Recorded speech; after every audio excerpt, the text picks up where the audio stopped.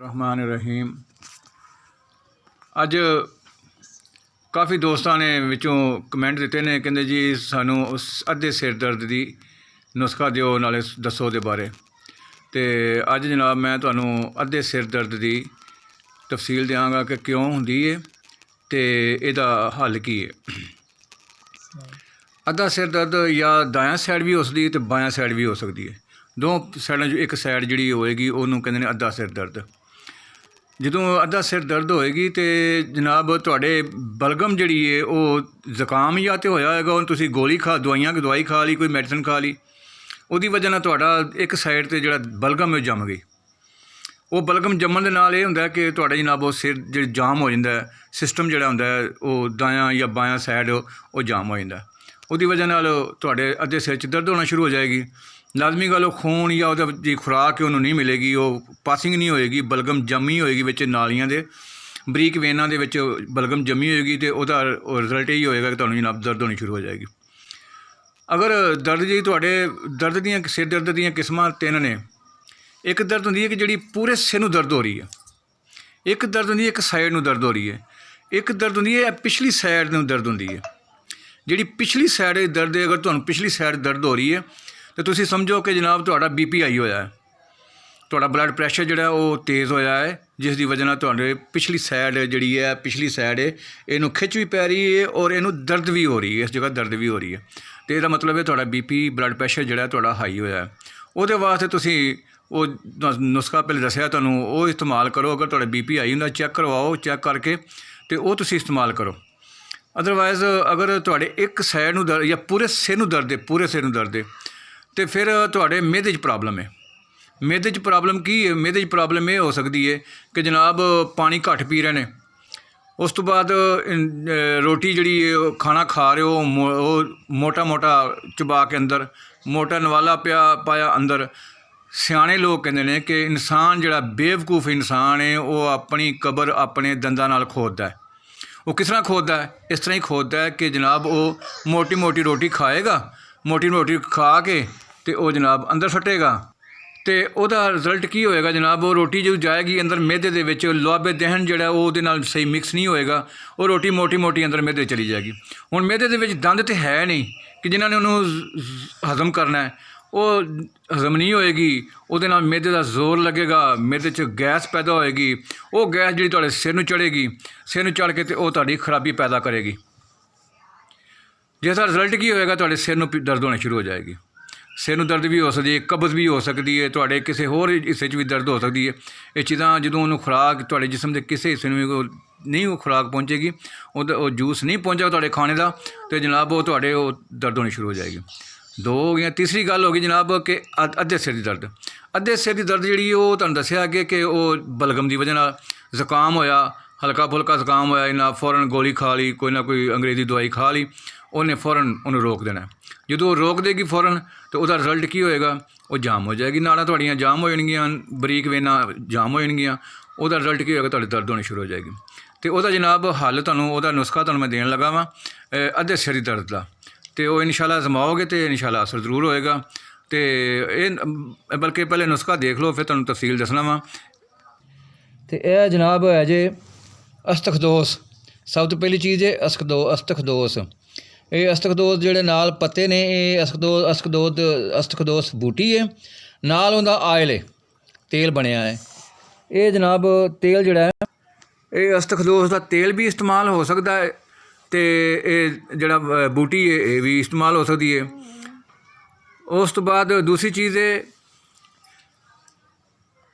देसी जबान च इनू आखने खुश्क धनिया, बाकी ये कशनेर असी हिकमत की जबान च इनू आखते हैं कशनेर खुश्क।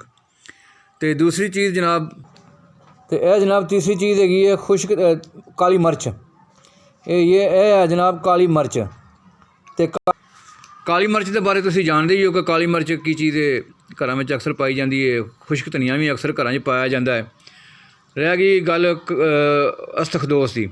अस्तखदोस जिहड़ा है ये अगर तुसीं ये सारियां चीज़ां लैनियां ने हम वजन, अगर बूटी अस्तखदोस की बूटी लेंदे जे तो वो भी 2 तोले लैनी है, कालियां धनी मिर्चां जिहड़ियां वो भी 2 तोले लैनियां ने, कशनेर खुश्क यानी खुश्क धनिया जी वो भी 2 तोले लैनियां। ਇਹ 2-2 ਤੋਲੇ ਚੀਜ਼ਾਂ ਲੈ ਕੇ ਇਹਨਾਂ ਸਾਰੀਆਂ ਚੀਜ਼ਾਂ ਨੂੰ ਤੁਸੀਂ ਜਨਾਬ ਇਸਤੇਮਾਲ ਦਾ ਤਰੀਕਾ ਇਹ ਵੇ ਕਿ ਅਗਰ ਕਸ਼ਨੀਰ ਅਸਤਖਦੋਸ ਦਾ ਲੈਂਦੇ ਜੇ ਤੇਲ, ਤੇ ਫਿਰ ਉਹ ਤੇਲ ਜਿਹੜਾ ਉਹਨੂੰ ਰੱਖ ਲੈਣਾ ਹੈ। ਜਦੋਂ ਬਾਕੀ 2 ਚੀਜ਼ਾਂ ਜਿਹੜੀਆਂ ਨੇ ਧਨੀਆ ਤੇ ਕਾਲੀ ਮਿਰਚ ਜਿਹੜੀ ਹੈ, ਇਹਨੂੰ ਤੁਸੀਂ ਰਾਤ ਨੂੰ ਕੋਰੇ ਭਾਂਡੇ ਦੇ ਵਿੱਚ ਯਾਨੀ ਕਿਸੇ ਕੂਜ਼ੇ ਦੇ ਵਿੱਚ ਮਿਕਸ ਇਹਨਾਂ ਨੂੰ ਉਸ ਤਰ੍ਹਾਂ ਹੀ ਬੂਟੀ ਪੀਸਣੀ ਨਹੀਂ, ਉਸ ਤਰ੍ਹਾਂ ਹੀ ਵਿੱਚ ਪਾ ਦੇਣੀ ਹੈ। ਤੋ ਮਾਸ਼ਾ ਤੋਂ ਮੁਰਾਦ ਅੱਧੀ ਚਮਚੀ ਅੱਧੀ ਚਮਚੀ ਤੁਸੀਂ ਵਿੱਚ ਪਾ ਦਿਓ ਪਾਣੀ ਦੇ, ਪਾ ਕੇ ਇਹਨੂੰ ਰੱਖ ਦਿਓ। ਪਾਣੀ 1 ਗਲਾਸ ਪਾਣੀ ਹੋਵੇ, ਉਹਨੂੰ ਵਿੱਚ ਰੱਖ ਕੇ ਸ਼ਾਮ ਨੂੰ ਰੱਖ ਦਿਓ। ਰੱਖ ਕੇ ਉਹਨੂੰ ਸੁਬਾਹ ਜਨਾਬ ਉਹਨੂੰ ਪੁਣ ਕੇ ਛਾਣ ਕੇ ਚੰਗੀ ਤਰ੍ਹਾਂ ਨਿਚੋੜ ਕੇ ਤੇ ਉਹਨੂੰ ਤੁਸੀਂ ਰੱਖ ਲਵੋ। ਉਹ ਗਲਾਸ ਪਾਣੀ ਦੇ ਵਿੱਚ ਜਾਂ ਤੁਸੀਂ ਆਇਲ ਲਿਆ ਹੈ ਅਸਤਖਦੋਸ ਦਾ, ਉਹਦੇ 5 ਕਤਰੇ ਤੁਸੀਂ ਵਿੱਚ ਪਾ ਦੇਣੇ ਨੇ ਉਸ ਪਾਣੀ ਦੇ ਵਿੱਚ, ਤੇ ਉਹਨੂੰ ਜਨਾਬ ਮਿਕਸ ਕਰਕੇ ਪੀ ਜਾਣਾ ਹੈ। ਅਗਰ ਤੁਸੀਂ ਉਹ ਅਸਤਖਦੋਸ ਦੀ ਬੂਟੀ ਲਈ ਹੈ ਤੇ ਉਹਨੂੰ ਵੀ ਉਸ ਤਰ੍ਹਾਂ ਹੀ ਅੱਧੀ ਚਮਚੀ ਜਿਹੜੀ ਹੈ ਉਹਦੇ 'ਚ ਰਾਤ ਨੂੰ ਭੇਂ ਦੇਣੀ ਹੈ। ਭੇਂ ਕੇ ਉਹ 3 ਚੀਜ਼ਾਂ ਭੇਂ ਕੇ ਰੱਖ ਦੇਣੀਆਂ, ਸੁਬਾਹ ਉੱਠ ਕੇ ਉਹਨੂੰ ਨਿਚੋੜ ਕੇ ਤੇ ਉਹ ਪੀ ਜਾਣੀ ਹੈ। ਅਗਰ ਤੇਲ ਲਿਆ ਹੈ ਤੇ ਤੇਲ ਜਿਹੜਾ ਉਹ ਤੁਸੀਂ ਸੁਬਾਹ ਪਾਉਣਾ ਹੈ, ਜਦੋਂ ਉਹਨੂੰ ਨਿਚੋੜ ਲੈਣਾ ਹੈ 2 ਚੀਜ਼ਾਂ ਨੂੰ, ਕਾਲੀਆਂ ਮਿਰਚਾਂ ਨੂੰ ਤੇ ਧਨੀਆ ਨੂੰ ਤੁਸੀਂ ਨਿਚੋੜ ਲੈਣਾ। ਉਸ ਤੋਂ ਬਾਅਦ ਤੁਸੀਂ ਨਿਚੋੜ ਕੇ ਉਹ 5 ਕਤਰੇ ਜਿਹੜੇ ਨੇ ਉਸ 'ਤੇ ਪਾ ਦੇਣੇ ਨੇ ਅਸਤਖਦੋਸ ਦੇ ਆਇਲ ਦੇ। ਤੇ ਇਨਸ਼ਾਅੱਲਾ ਉਮੀਦ ਹੈ ਤੁਹਾਨੂੰ ਸਮਝ ਆ ਗਈ ਹੋਏਗੀ ਮੇਰੀ ਗੱਲ ਦੀ। ਇਹ ਤੁਸੀਂ ਜਨਾਬ ਸਿਰਫ 1 ਹਫ਼ਤਾ ਇਸਤੇਮਾਲ ਕਰ ਲਓ, ਇਨਸ਼ਾਅੱਲਾ ਤੁਹਾਡੀ ਇੱਕ ਤਾਂ ਜੀ ਬਲਗਮ ਜਮੀ ਹੋਈ ਹੈ ਨਾ, ਉਹ ਵੀ ਆ ਜਾਏਗੀ ਬਾਹਰ, ਉਹ ਵੀ ਨਿਕਲ ਜਾਏਗੀ, ਔਰ ਤੁਹਾਡੇ ਸਿਰ ਦਰਦ ਵੀ ਤੁਹਾਡੇ ਠੀਕ ਹੋ ਜਾਏਗਾ। ਤੇ ਬਾਕੀ ਵੀ ਤੁਹਾਡੇ ਦਿਮਾਗ ਦੀਆਂ ਜਿਹੜੀਆਂ ਚੀਜ਼ਾਂ ਹੈ ਨੇ ਨਾ, ਉਹ ਮਤਲਬ ਕੋਈ ਚੀਜ਼ ਵੀ ਐਸੀ ਪ੍ਰੋਬਲਮ, ਬਾਕੀ ਦਰਦਾਂ ਵੀ ਅਗਰ ਤੁਸੀਂ ਸਮਝੋ ਨਾ ਕਿ ਪੂਰੇ ਸਿਰ ਦੀ ਦਰਦ ਹੈ, ਉਹਦੇ ਵਾਸਤੇ ਵੀ ਵਕਤੀ ਅਸਰ ਕਰ ਜਾਏਗੀ, ਲੇਕਿਨ ਪਰਮਾਨੈਂਟ ਨਹੀਂ ਕਰੇਗੀ। ਪਰਮਾਨੈਂਟ ਕਰੇਗੀ ਸਿਰਫ ਅੱਧੇ ਸਿਰ ਵਾਸਤੇ।